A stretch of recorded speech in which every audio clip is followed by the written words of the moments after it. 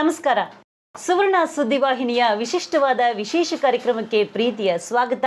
ನಾನು ಭಾನುಮತಿ.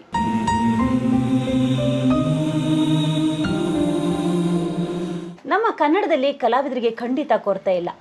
ಎಷ್ಟೋ ಜನ ನಾಯಕರನ್ನು ನೋಡಿದ್ದೀವಿ, ನಟಿಯರನ್ನು ನೋಡಿದ್ದೀವಿ, ಪ್ರತಿಭಾವಂತ ಕಲಾವಿದರನ್ನು ನೋಡಿದ್ದೀವಿ. ಆದರೆ ನಾಯಕರಿಗೆ ನಾವು ಅಭಿಮಾನಿಗಳಾಗ್ತೀವಿ, ನಟಿಯರನ್ನು ನಮ್ಮ ಮನಸ್ಸಿನಲ್ಲಿ ಇಟ್ಕೊಂಡು ಅವ್ರ ಹಾಗೆ ನಾವು ಚೆನ್ನಾಗಿ ನಡಿಬೇಕಪ್ಪ, ಓಡಾಡಬೇಕು ಅಂತೆಲ್ಲ ಅನ್ಕೋತೀವಿ. ಆದರೆ ಅವರ ಜೊತೆಯಾಗಿ ಅತ್ಯುತ್ತಮ ಅಭಿನಯವನ್ನು ನೀಡ್ತಾ ನಮ್ಮೆಲ್ಲರನ್ನ ನಗಿಸ್ತಾ ಆ ಚಿತ್ರವನ್ನು ನೋಡಿದಾಗ ಆ ಹಾಸ್ಯ ಪಾತ್ರ ನಮ್ಮ ಮನಸ್ಸಿನಲ್ಲಿ ಉಳಿಯುವ ಹಾಗೆ ನಟಿಸುವಂಥ ಕಲಾವಿದರನ್ನು ಮರ್ತೇ ಬಿಡ್ತೀವಿ. ಆದರೆ ಮರಿತೀವಾ? ಖಂಡಿತ ಇಲ್ಲ, ಮರ್ತಿರೋದಿಲ್ಲ. ಈ ಅಶ್ವಥ್ ಅವರನ್ನ ಕಸ್ತೂರಿ ನಿವಾಸದಲ್ಲಿ ಅಂಥ ಅಮೋಘವಾದಂಥ ಅಭಿನಯ ಕೊಟ್ಟಂಥವ್ರನ್ನ ಮರೆಯಲಿಕ್ಕೆ ಸಾಧ್ಯವೇ? ನರಸಿಂಹರಾಜ್ ಅಂಥ ಕಲಾವಿದರನ್ನು ಮರೆಯೋದಕ್ಕೆ ಸಾಧ್ಯವೇ? ಆದರೆ ಎಂಥ ಕಾಲದಲ್ಲಿ, ಎಂಥ ಸಮಯದಲ್ಲಿ, ಎಂಥ ಗಳಿಗೆಯಲ್ಲಿ ಅವ್ರನ್ನ ಮರಿತೀವಿ ಗೊತ್ತಾ? ಅವರಿಗೆ ಮನ್ನಣೆಯನ್ನು ಕೊಡಬೇಕಾದಂಥ ಸಂದರ್ಭದಲ್ಲಿ ನಾವು ಕಣ್ಮುಚ್ಚಿ ಕೂತ್ಕೊಂಡ್ಬಿಡ್ತೀವಿ. ಅಂಥವರಿಗೂ ಕೂಡ ಬದುಕೋದಕ್ಕೆ ಆಸೆ ಇರುತ್ತೆ, ಇನ್ನಷ್ಟು ಒಳ್ಳೆಯ ವಿಭಿನ್ನವಾದಂಥ ಪಾತ್ರಗಳಲ್ಲಿ ನಟಿಸಬೇಕು ಅನ್ನುವಂಥ ಆಸೆ ಇರುತ್ತೆ. ಅಂಥ ಅವಕಾಶಗಳು ಸಾಕಷ್ಟು ಜನರಿಗೆ ಸಿಕ್ಕೇ ಇಲ್ಲ. ಸಿಕ್ಕಂಥ ಅವಕಾಶಗಳನ್ನು ಚೆನ್ನಾಗಿ ಉಪಯೋಗಿಸ್ಕೊಂಡು ರಾಷ್ಟ್ರಮಟ್ಟದಲ್ಲಿ ಪ್ರಶಸ್ತಿಯನ್ನು ಪಡೆದುಕೊಳ್ಳುವಂಥ ಅಮೋಘವಾದಂತಹ ಅದ್ಭುತವಾದಂತಹ ಅಭಿನಯನ ನೀಡಿದ ಕಲಾವಿದರು ಇಲ್ಲಿದ್ದಾರೆ.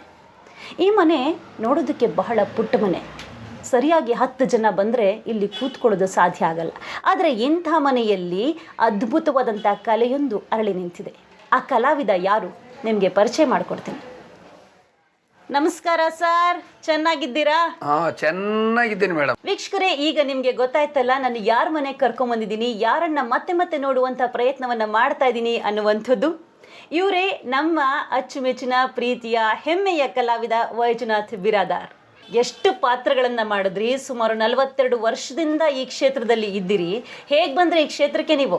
ಕ್ಷೇತ್ರಕ್ಕೆ ಅಂದರೆ ಮೇಡಮ್, ನಾನು ಚಿಕ್ಕ ವಯಸ್ಸಿನಿಂದ ನಾನು ಸ್ವಲ್ಪ ಕೋಲಾಟ, ಡಪ್ಪಿನಾಟ, ಭಜನೆ, ಈ ಹಂತಿ ಪದಗಳು ಅವೆಲ್ಲ ಸ್ವಲ್ಪ ಚಿಕ್ಕ ವಯಸ್ಸಿನಲ್ಲಿ ಅದು ನನಗೆ ಸ್ವಲ್ಪ ರಕ್ತಗತ ಕಲೆ ಬಂದಿದೆ ಅಂತ ಹೇಳ್ಬೋದು. ಕಾರಣ ಏನಂದರೆ, ರಕ್ತಗತ ಕಲೆ ಬರಲಿಕ್ಕೆ ಕಾರಣ ಏನಂದರೆ, ನಮ್ಮ ತಾಯಿಯವರು ಸ್ವಲ್ಪ ಹಾಸ್ಯ ಮಾಡೋದು. ಈ ನಮ್ಮಲ್ಲಿ ಬೀದರ್ ಜಿಲ್ಲೆಯಲ್ಲಿ ಭುಲಾಯಿ ಅಂತಾರೆ, ಹೆಣ್ಮಕ್ಳೆಲ್ಲ ಒಂದು ನಾಗರ ಪಂಚಮಿ ಹಬ್ಬಕ್ಕೆ ಒಂದು ಸಡಗರ ಸಂಭ್ರಮ ಹಬ್ಬ ಮಾಡ್ತಾರೆ. ನಮ್ಮ ತಾಯಿಯವರು ಭುಲಾಯಿ ಪದ, ಭಜನೆ ಪದ, ಬೀಸೋ ಕಲ್ಲಿನ ಪದ, ಈ ಮದುವೆ ಆಗಬೇಕಾದ್ರೆ ನಮ್ಮನೆ ಈ ನೈಯಣ್ಣಿ ಪದ ಅಂತ ಹೇಳ್ತಾರೆ.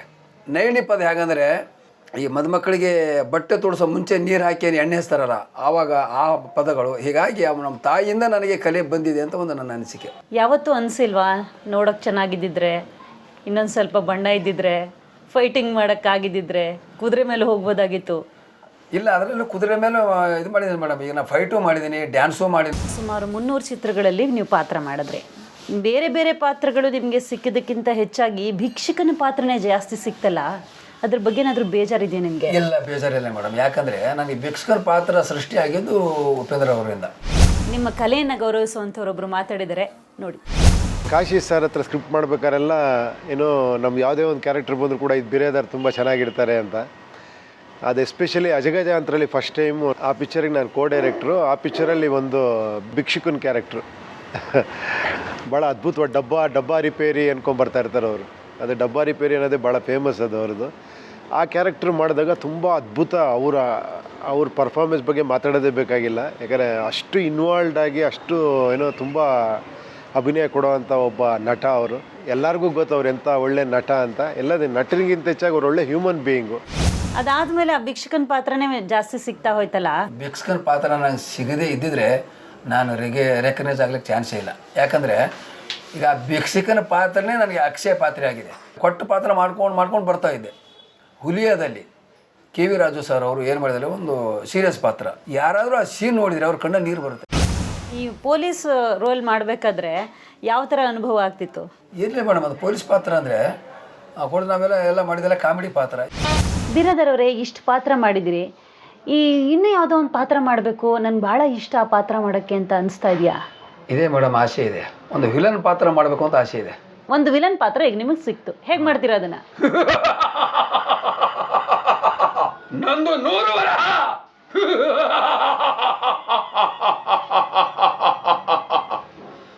ಈಗ ಮೂಗನ್ ಪಾತ್ರ ಮಾಡಬೇಕು, ನೀವು ಒಬ್ಬ ನಿರ್ದೇಶಕರ ಹತ್ರ ಹೋಗಿ ಇಂಥ ಪಾತ್ರ ನನಗೆ ಕೊಡಿ ಅಂತ ಕೇಳಬೇಕು. ಹೆಂಗೆ ಕೇಳ್ತೀರಾ ಮೂಗನ್ ಪಾತ್ರದಲ್ಲಿ?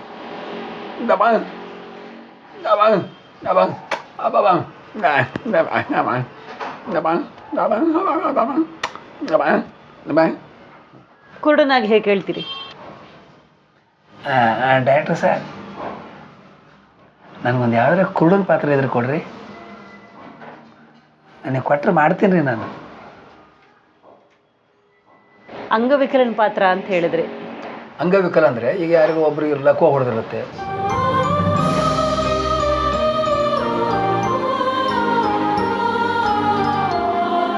ಹಸಿವೆ ಆಗಿದೆ,